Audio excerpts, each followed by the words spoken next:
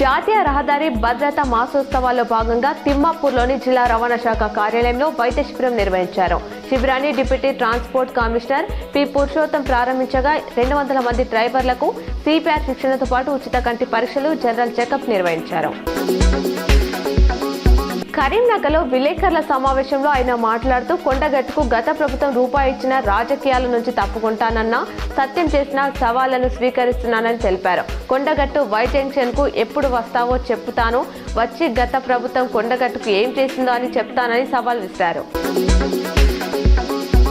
జగిత్యాల జిల్లా కొరుట్ల పట్టణంలో గల అతి పురాతనమైన శ్రీ వెంకటేశ్వర స్వామి దేవాలయంలో ప్రతి నెల పౌర్ణమి రోజున గడ్డ సేవ కార్యక్రమాన్ని నిర్వహిస్తున్నట్లు ఆలయ కమిటీ అధ్యక్షులు యతిరాజం నర్సయ్య తెలిపారు.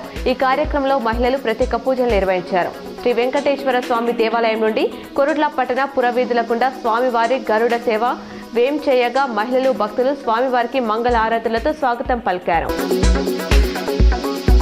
ఆరోగ్యానికి హానికరం మద్యపానం. అలాంటి మద్యపానంపై సమరబేరి మ్రోగించింది కరీంనగర్ జిల్లాలోని ఓ గ్రామం. ఇటీవల జరిగిన పంచాయతీ ఎన్నికల్లో ఏరులై పారిన మద్యాన్ని ఆ గ్రామస్తులు నిషేధించారు. ఈ నెల 10 నుంచి గ్రామంలో సంపూర్ణ మద్యపాన నిషేధం అమలు చేస్తున్నట్లు ప్రకటించారు. జగిత్యాల జిల్లా మెట్పల్లి మండలం మేడిపల్లి వద్ద జాతీయ రహదారిపై రోడ్డు ప్రమాదంలో పలువురికి తీవ్ర గాయాలయ్యాయి. కర్ణాటకలోని గానుగాపురం దత్తాత్రేయ స్వామిని దర్శించుకొని తిరుగు ప్రయాణంలో మేడిపల్లి మూలమల్పు వద్దకు రాగానే మెట్పల్లి నుంచి హైదరాబాద్ వెళ్తున్న మెట్పల్లి డిపోకు చెందిన బస్సుకు ఎదురుగా వస్తున్న యాత్రికులు టవేరా వాహనం బలంగా ఢీకొట్టింది. ప్రత్యేక సమగ్రత వలన ఓటర్ల జాబితా 2025పై జిల్లా కలెక్టర్లతో రాష్ట్ర ఎన్నికల సంఘం CEO Sudarshan Reddy video conference ద్వారా సమీక్ష నిర్వహించారు. ఈ సందర్భంగా రాష్ట్ర ప్రధాన ఎన్నికల అధికారి సుదర్శన్ రెడ్డి మాట్లాడుతూ ప్రత్యేక సమగ్ర సవరణ ఓటర్ జాబితా కోసం చేపట్టిన ప్రిపరేటరీ కార్యాచరణలో పురోగతి ఆశించిన స్థాయిలో లేదని అన్నారు.